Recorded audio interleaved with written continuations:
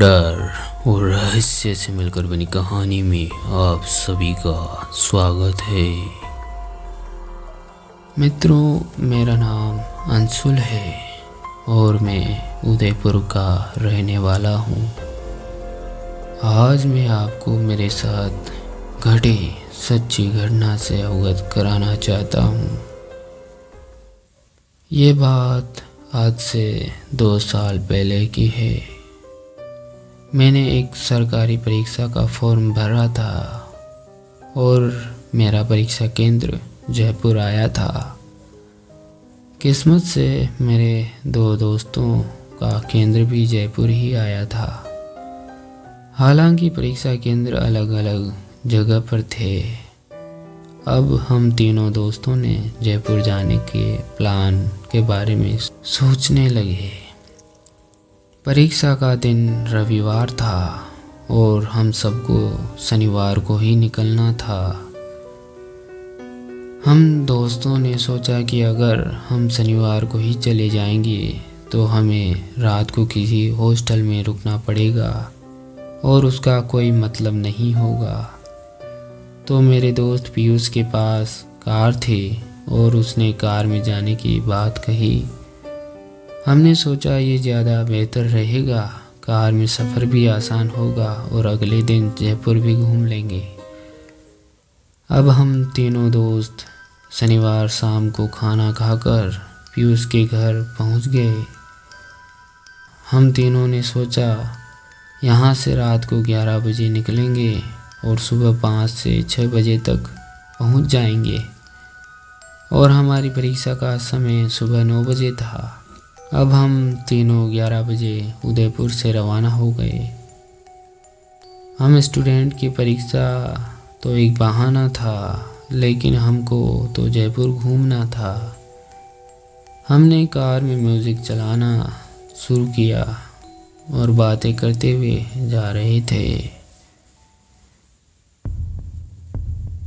रात को 2 बजे हमने भीलवाड़ा शहर पार कर लिया था और भीलवाड़ा से 20 किलोमीटर की दूरी ही हमने पार की होगी। हमें रास्ते में दूर से एक गाड़ी खड़ी हुई दिखाई दी। तभी हमको हाथ का इशारा करती हुई एक औरत मारुति अल्टो गाड़ी के पास खड़ी दिखाई दी। मैंने तो भूत की काफ़ी कहानियाँ सुन रखी थी कि किस तरह सुनसान सड़क पर आत्माएं पीछे पड़ जाती है। मैंने पीयूष को गाड़ी रोकने से मना कर दिया, लेकिन पीयूष बोला रहा था कि हमें उसकी मदद करनी चाहिए। लेकिन मैंने पीयूष को कसम दिलाकर वहाँ से निकल जाने को कहा। जब हमने उस औरत की गाड़ी को पार किया तब मेरी जान में जान आई। अब हम शायद 5 किलोमीटर ही चले होंगे। हमें वो गाड़ी फिर से दिखाई देने लगी। वही औरत वहाँ खड़ी थी। हमें तो विश्वास नहीं हो रहा था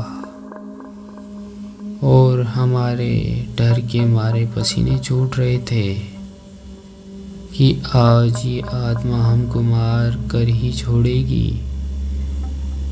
मैंने पीयूष को गाड़ी की गति बढ़ाने को कहा और उसने 120 से भी ज़्यादा स्पीड से गाड़ी भगाना शुरू कर दिया और हमने फिर उस गाड़ी को पार कर दिया। पीयूष भी बहुत डर चुका था और तभी हमें एक ढाबा नज़र आया। हमने सोचा थोड़ी देर यहाँ रुकते हैं ताकि डर का थोड़ा कम होवे। पीयूष ने ढाबे पर गाड़ी रोक दी और फिर हमने अपना मुंह धोया और चाय मंगाई। ढाबे वाले ने हमको देखकर पूछा कि तुम लोग इतने घबराए हुए क्यों हो? तो हमने ढाबे वाले को सारी बात बताई।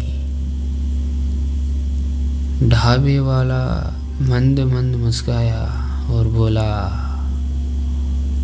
आज से 3 साल पहले डिवाइडर से टक्कर खाकर एक औरत की इस रास्ते पर मौत हो चुकी है और उसकी आत्मा उस 10 किलोमीटर के दायरे में रात के 2 से 3 बजे जिस समय उसकी मौत हुई थी लोगों को लिफ्ट मांगती है। और ये तो गनीमत है कि वो तुम्हारी गाड़ी के बीच में नहीं आई, नहीं तो तुम लोग भी मारे जाते। हम लोग उसकी बात सुनकर और भी ज़्यादा डर गए। उसने बोला, अब डरने की कोई बात नहीं है, अब तुम निकल सकते हो। हम 4 बजे उस ढाबे से रवाना हुए और उस आत्मा के बारे में बातें करते हुए सुबह 8 बजे जयपुर पहुँचे। और जब हम तीनों परीक्षा देकर आए तो हमने अगले दिन सुबह जयपुर से रवाना होने की बात कही ताकि उस आत्मा का फिर से सामना ना हो।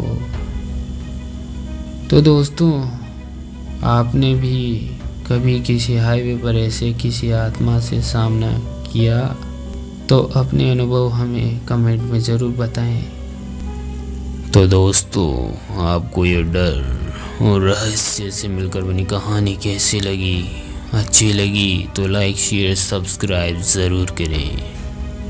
ऐसे ही डर और रहस्य से मिलकर बनी कहानियाँ देखने के लिए हमारे चैनल को सब्सक्राइब ज़रूर करें। तो मिलते हैं नेक्स्ट वीडियो में, तब तक के लिए डरते रहिए।